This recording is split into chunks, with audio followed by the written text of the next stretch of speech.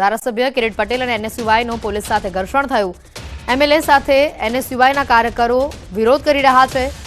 દારૂ પાર્ટી કરનારાઓ પર કાર્યવાહી કરવાની માંગ તેઓ કરી રહ્યા છે। પાટણ યુનિવર્સિટી ખાતેથી રૂસા હોસ્ટેલમાં તાજેતરમાં જ બાસ્કેટબોલની એક ટુર્નામેન્ટ રમવા આવેલા ખેલાડીઓ દારૂ પાર્ટી કરતા ઝડપાયા હતા। બોયઝ હોસ્ટેલમાં આણંદથી આવેલા ખેલાડીઓ દારૂની મહેફિલ સાથે ઝડપાયા હતા। ત્યારે આ ઘટનાને એક સપ્તાહ જેટલો સમય થઈ ગયો હોવા છતાં પણ કોઈ ફરિયાદ ન થતા આજે ન્યાયની માંગ સાથે ધારાસભ્ય ભૂખ હડતાલ પર બેસતા ખળભળાટ મચ્યો છે। વધુ માહિતી મેળવીશું। અશરફ જોડાઈ ચૂક્યા છે ફોન લાઈન ઉપર। અશરફ, વીસી સાથે બંધ બારણે બેઠક ચાલી રહી છે, ચર્ચા ચાલી રહી છે, હાલ તેને લઈને કોઈ અપડેટ? બિલકુલ હેતુ ભૂખ હડતાલ ક્યાંક લાફાકાંડ સુધી પહોંચી છે અને પોલીસ અને ધારાસભ્ય કિરીટ પટેલ અને એનએસયુઆઈના કાર્યકરો સાથે ક્યાંક ઘર્ષણ સર્જાય છે। એટલે ચોક્કસ કહીએ કે જે રીતે કિરીટ પટેલ અને ચંદનજી ઠાકોર જે પૂર્વ ધારાસભ્ય તેઓ હાલ વીસીની ચેમ્બરમાં બંધ બારણે બેઠક યોજી છે। જે રીતે એચએનજીયુ ખાતે જે દારૂ મહેફિલ કાંડ સામે આવ્યો હતો તેમાં જે કસૂરવારો હતા તેમની સામે જે પોલીસ ફરિયાદ નથી થઈ તેની રજૂઆત કરવા પહોંચ્યા છે। અત્યારે જે વિગતો સામે આવી છે જેમાં કુલપતિએ યુનિવર્સિટીના લેટરપેડ ઉપર ક્યાંક મુખ્યમંત્રી તેમજ સ્થાનિક જિલ્લા પોલીસ વડા સહિતને સમગ્ર મામલે કાર્યવાહી કરવા માટે અરજી લખાઈ રહી છે। એટલે કે જે દારૂ મહેફિલ કાંડ થયો હતો તેની સમગ્ર બાબતે ક્યાંક યુનિવર્સિટી પ્રશાસન પણ ક્યાંક સમગ્ર મામલે પોલીસ ફરિયાદ થાય તેમાં હિત ઈચ્છે છે। બીજી બાજુ જે રીતે મહત્વની વાત છે કે જ્યારે કિરીટ પટેલ અને એનએસયુના કાર્યકરો જ્યારે વીસીની ચેમ્બરમાં અંદર ઘૂસે છે ત્યારે પણ અંદર પણ એક ઘર્ષણ સર્જાય। એમાં રજિસ્ટ્રાર અને ડેપ્યુટી રજિસ્ટ્રાર સાથે પણ એનએસયુના કાર્યકરો ક્યાંક ઝપાઝપી કરતા સામે આવ્યું। એટલે ચોક્કસ કહીએ કે જે રીતે વિદ્યાર્થી સંગઠન ક્યાંક જે ભૂખ હડતાલ ઉપર બેઠે છે પરંતુ ક્યાંક સમગ્ર મામલો ઉગ્ર બને છે અને કાયદો અને વ્યવસ્થાની સ્થિતિ કથિરતી હોય તે રીતના દ્રશ્યો સામે આવ્યા છે। બીજી બાજુ કિરીટ પટેલ કહે છે કે જે રીતે એચએનજીયુમાં અમે રજૂઆત કરવા પહોંચ્યા હતા પરંતુ પોલીસને ક્યાંક સામે આવે છે। એટલે કે જો પોલીસ કાયદાનો હાથમાં લેશે તો અમે પણ કાયદો ક્યાંક હાથમાં લેશે તેવું પોલીસ કિરીટ પટેલ પર નિવેદન આપે છે। બિલકુલ, આપણે જણાવી દઈએ અમારી સાથે કુલપતિ આરએમ દેસાઈ પણ અહીંયા જોડાઈ ચૂક્યા છે। સર, આપનું સ્વાગત છે ન્યૂઝ 18માં। હાજી, નમસ્તે સર, આટલી મોટી ઘટના બની ગઈ, એક અઠવાડિયા સુધીનો સમય થઈ ગયો છતાં પણ તપાસ તો દૂરની વાત છે, આ ઘટનામાં ફરિયાદ પણ દાખલ નથી થઈ, શું કહેવું છે આ મુદ્દે આપનું? એટલે એમાં રેક્ટર અને પોલીસ સચિવ રજિસ્ટ્રારે ફરિયાદ દાખલ કરેલી છે। એ ફરિયાદ પર પોલીસ સ્ટેશનમાં એને કસ્ટડીમાં લેવામાં આવેલો હતો અને એના પર પોલીસ સ્ટેશને જે એના ઉપરની કલમો લગાવવી પડે એ પોલીસનો વિષય હતો। એટલે એમને એ કલમો પણ લગાવેલી છે અને એમને એનું ટેસ્ટિંગ પણ કરેલું છે। છતાં પણ આજે પુનઃ ફરીથી પણ એક વાર સ્મૃતિપત્ર અમે ત્યાં પાઠવીએ છીએ। સર, મહત્વની વાત છે કે અહીંયા જે ધારાસભ્ય છે તેઓ એવું કહી રહ્યા છે કે એક અઠવાડિયા સુધીનો સમય થઈ ગયો છે, કોઈ યોગ્ય કાર્યવાહી નથી થઈ અને એટલે આજે તેઓને ભૂખ હડતાલ પર ઉતરવાની ફરજ પડી છે। પણ આપણો કુલસચિવ રજિસ્ટ્રારનો લેટર છે 1 તારીખનો, 1 તારીખ રાત્રે આપણે ફરિયાદ પડાવી એ પણ છે। હા, એટલે પોલીસે પછી એમાં કઈ કલમો ફેરવી એ પોલીસનું કાર્ય હોય છે, આપણે ત્યાં ફરિયાદ નોંધાવવાની હોય છે। હવે એક વાત મહત્વની આવે છે કે આ ખેલાડીઓ આણંદના હતા, અહીંયા આવ્યા હતા બાસ્કેટબોલની રમત માટે અને તેમાં તેઓ દારૂની મહેફિલ મારતા ઝડપાયા છે। એટલે આ દારૂ ક્યાંથી આવ્યો, સિક્યોરિટી બાબતે પણ ઘણા બધા સવાલ ઉભા થઈ રહ્યા છે, તો તે મુદ્દે આપ શું કહેશો? બાસ્કેટબોલ એસોસિએશન હોય છે ને, ઓપન ગેમ હોય છે અને એમાં ફિઝિકલ વિભાગના એક પ્રોફેસરે માન્ય વાઇસ ચાન્સેલર પાસેથી એ છોકરાઓનો અહીં ગેસ્ટ હાઉસમાં ઉતારો માટેની અરજી આપેલી। એના એક રમતને પ્રોત્સાહન આપવા માટે પણ અને રમત બીજી જગ્યાએ હતું। એમાંથી અમારા રેક્ટર જાગૃત હતા લાલાજી ઠાકોર કે જેમને આ એક વ્યક્તિ આવો ડ્રિંક કરતો હોય એમને રૂમમાંથી પકડી પાડી અને રૂમમાંથી પકડી અને એને પોલીસ સ્ટેશન લઈ ગયા। એટલે એ આણંદ જિલ્લાના કોઈક વતની હશે અને એમને પોલીસ સ્ટેશન લઈ ગયા અને પોલીસે એને કસ્ટડીમાં લઈ લીધેલો હતો। કસ્ટડીમાં એને લેવામાં આવ્યો તેમ છતાં આટલી મોટી સંખ્યામાં આજે આ ભૂખ હડતાલનું આયોજન કરવામાં આવ્યું, લાફાકાંડ થઈ ગયા બહાર અને અત્યારે છેલ્લા લગભગ 1 કલાક જેટલા સમયથી વીસી સાથે બંધ બારણે બેઠક થઈ રહી છે। એટલે ક્યાંક આ કાર્યવાહી જે થઈ છે, ફરિયાદ નોંધાયા બાદ જે તપાસ થવી જોઈએ તે પૂરતા પ્રમાણમાં નથી થઈ, એના આ પુરાવા રજૂ કરે છે એવું નથી લાગતું? નહીં, એટલે હવે એસપી સાહેબ પાછા નવા આવ્યા છે એટલે એસપી સાહેબને પણ અમે પત્ર અત્યારે પાઠવીએ છીએ કે આ અંગે જે કંઈ કરવા જેવું હોય એ પણ કાર્ય કરે અને એમાં જે કઈ કલમો દુરસ્ત હોય અથવા તો વધુ ઉમેરવા જેવી હોય તો એ પણ અમે પત્ર અત્યારે ફરીથી પાઠવીએ છીએ। બિલકુલ, હજી પણ એનએસયુઆઈના કાર્યકરોએ ઘેરાવો કર્યો છે, તો એ મુદ્દે આપનું કહેવું છે, એ મુદ્દે તમારી એમની સાથે કોઈ શાબ્દિક વાતચીત થઈ છે? ના, એ લોકો અહીં છે જ અને હવે એનું અહીં ડીવાયએસપી પણ છે, પીએસઆઈ પણ છે અને એક સારા વાતાવરણમાં ચર્ચા પણ થઈ છે અને એ ચર્ચાના અનુસંધાનમાં આપણે જે પત્રો પાઠવ્યા છે એ પણ એમને બતાવ્યા અને પોલીસ સ્ટેશને પણ કીધું કે અમારે જે કલમો લગાવવી જોઈએ એ અમે લગાવી છે. બિલકુલ. અને સર એક વાત મહત્વની એ પણ કે આ NSUIના જે કાર્યકરો આટલી મોટી સંખ્યામાં એકઠા થયા અને મામલો એટલો બધો ગરમી વાળો થઈ ગયો કે લાફાકાંડ સુધી આખી વાત પહોંચી ગઈ.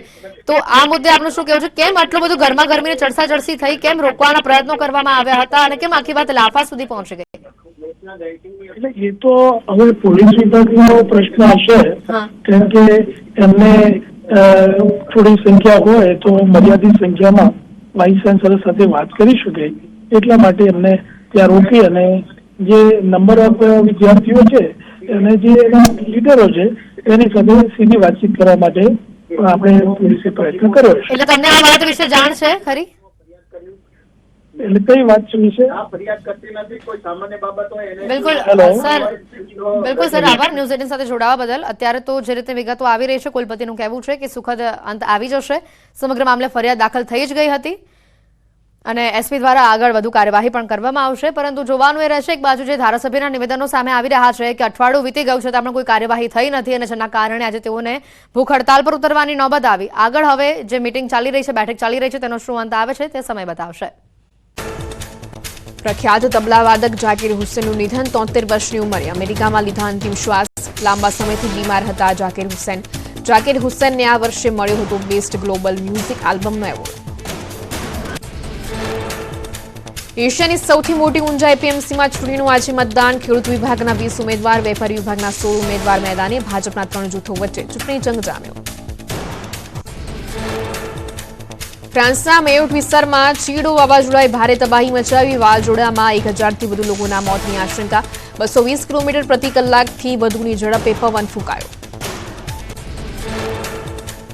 સતત 5મા દિવસે રાજ્યમાં કાતિલ ઠંડીનો પ્રકોપ. 6.8 ડિગ્રી સાથે નર્મદા ઠૂંઠવાયો તો નલિયામાં 7.8 ડિગ્રી તાપમાન નોંધાયું.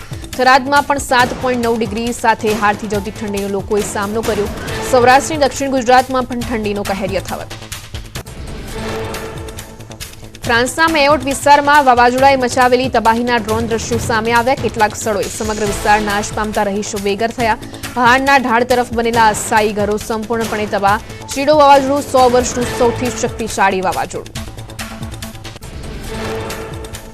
કચ્છવાસીઓ થઈ જજો સાવધાન, હજુ પણ કાતિલ ઠંડી ભૂક્કા કાઢશે. ઠંડીને લઈને હવામાન વિભાગે કરી મોટી આગાહી. આગામી 2 દિવસ સુધી કચ્છમાં કોલ્ડ વેવની આગાહી. 2 દિવસ કચ્છમાં ઠંડીનું યલો એલર્ટ જાહેર કરાયું. 2 દિવસ બાદ ઠંડી ગાયબ થઈ જશે. અંબાલાલ પટેલે કરી ભૂક્કા બોલાવી દે તેવી આગાહી. કહ્યું 17મી બાદ તાપમાનમાં વધારો થશે અને ઠંડી ગાયબ થઈ હોય તેવો અહેસાસ થશે. કચ્છમાં ભારે પવનો ફૂંકાવાની કરી આગાહી.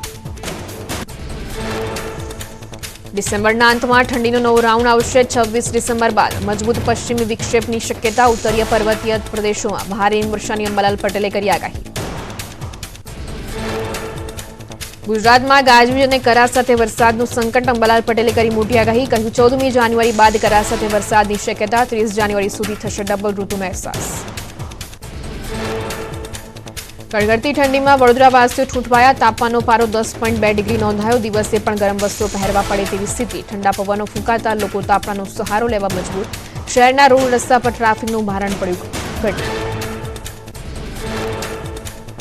ઠંડીએ બતાવ્યું આક્રમક સ્વરૂપ. પંજાબ હરિયાણાથી લઈને ઓડિશા સુધી હારથી જવતી ઠંડીનો કહેર. ઓડિશાના મયુરભંજ જિલ્લાના રામતીર્થમાં લઘુત્તમ તાપમાન -10 ડિગ્રી નોંધાયું. ઉત્તર પશ્ચિમ ભારતમાં 5 દિવસ અને મધ્ય ભારતમાં 3 દિવસ કાતિલ ઠંડીની આગાહી. રાજસ્થાનના ઝુંઝુનુ જિલ્લામાં ઠંડીનો પ્રકોપ. ખેતરોમાં પક્ષી માટે મૂકેલા પાણીના કુંડામાં બરફ જામ્યો. બરફના કારણે શાકભાજીના પાકને પણ નુકસાન. 19 ડિસેમ્બર સુધી કોલ્ડ વેવ રહેવાની આગાહી. શ્રીગંગાનગર અને સીકરમાં ગાત્રું થીજવતી ઠંડી. ઠંડીનો પારો ગગડીને 5 ડિગ્રી સુધી પહોંચતા લોકો ઠૂંઠવાયા. આગામી દિવસમાં હજુ ઠંડી વધવાની આગાહી. રાજસ્થાનના લોહવારામાં ઠંડીનો પ્રકોપ. ઉત્તર ભારતમાં ભારે હિમવર્ષા થતા રાજસ્થાનના અનેક જિલ્લાઓમાં ઠંડીનું એલર્ટ અપાયું. તો અજમેર સહિત અનેક શહેરોમાં તાપમાન ગગડતા વાહનો પર બરફની ચાદર જોવા મળી.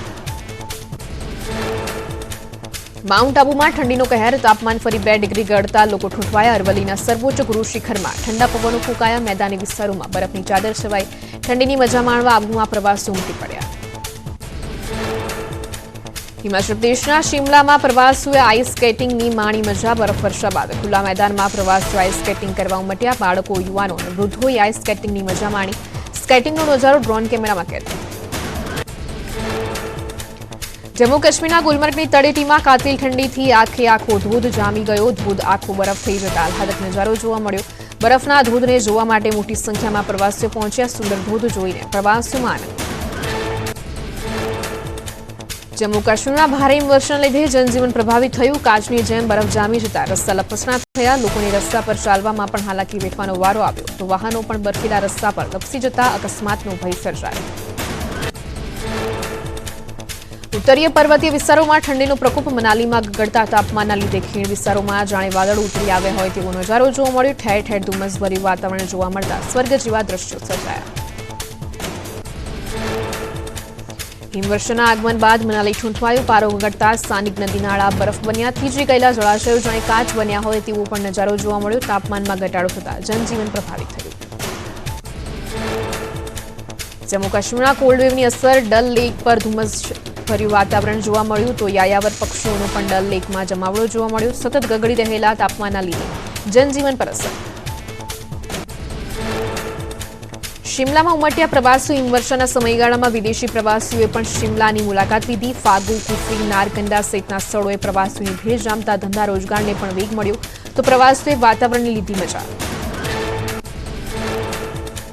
ઓરિસ્સાના મયુરભંજમાં કોલ્ડવેવની અસર. તાપમાન ગગડતા ઝાકળના ટીપા થીજી ગયા હોય તેવા દ્રશ્યો જોવા મળ્યા. તળાવના પાણી પર પણ ઠંડી વરાળ જોવા મળી તો છોડ પર મોતીના દાણાની જેમ બરફ જામે. તમિલનાડુનું થૂથુકુડી થયું પાણી. P&T કોલોની, કથિરવેલ નગર સહિતના વિસ્તારોમાં પાણી ભરાતા લોકોને હાલાકી વેઠવાનો વારો આવ્યો. આકાશી આફત બાદ હજુ પણ પાણી ન ઓસરતા તંત્રની કામગીરી પર ઉઠ્યા સવાલ. થૂથુકુડીમાં જળબંબાકારની સ્થિતિ યથાવત. નીચાણવાળા વિસ્તારોમાં પાણી ન ઓસરતા લોકો પરેશાન થયા. મિલ્લેરપુરમ સહિત થૂથુકુડીના પશ્ચિમ વિસ્તારોમાં રસ્તાઓએ જળસમાધિ લીધી હોય તેવા દ્રશ્યો જોવા મળ્યા. મોરબીમાં ગરમ કપડાની તિબેટિયન માર્કેટમાં જોવા મળી તેજી. કડકડતી ઠંડી વચ્ચે લોકોએ ગરમ કપડાની ખરીદી શરૂ કરી. આગામી સમયમાં વધુ ઠંડી પડવાની આગાહીને ધ્યાને રાખીને લોકો પૂર્વ તૈયારીમાં લાગ્યા. સત્તારધાર ગામ અને આપાગીગાની જગ્યાનો વિવાદ સુરત પહોંચ્યો. ગુર્જર ક્ષત્રિય કડિયા સમાજ મોરચો કાઢી કલેક્ટર કચેરીએ પહોંચ્યા. વિજય બાપુને બદનામ કરી પૈસા પડાવવાનું કાવતરું ઘડાયું હોવાના આક્ષેપ કર્યા. આરોપીઓ સામે કાર્યવાહી કરવા આવેદન અપાયું.